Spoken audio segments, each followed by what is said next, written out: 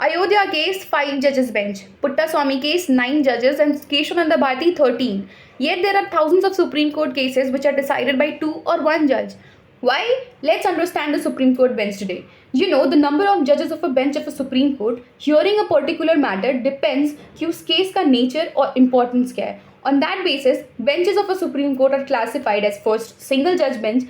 पहले सिंगल जज बेंच बस वेकेशन टाइप पे फॉर्म होती थी to hear certain matters, but on 11th May 2020 under article 145 sub clause 2 Supreme Court notified कि specific matters like bail, admitting cases and transfer of cases will be heard by single judge bench. Now second is division judge bench, जिसमें 2 जजेस होते हैं who hear matters like civil appeal, criminal appeal, special leave petitions, bail matters, etc. formed as per Order 6 of Supreme Court Rule of 2013.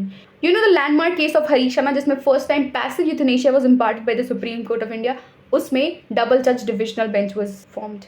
Third is 3 judges bench and fourth is constitutional bench, जिसमें under article 145 sub clause 2 at least 5 judges hear cases involving interpretation of the constitution, like the Keshavananda Bharati जिसमें 13 judge bench was formed, which is the largest in the history. Then triple talaq 5 judges bench.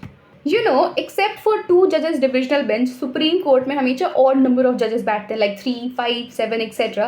to avoid tie during the judgment, and larger number of Supreme Court bench can override the smaller bench, but vice versa is not correct, though there is no provision of it in the constitution, लेकिन through precedence it can be inferred.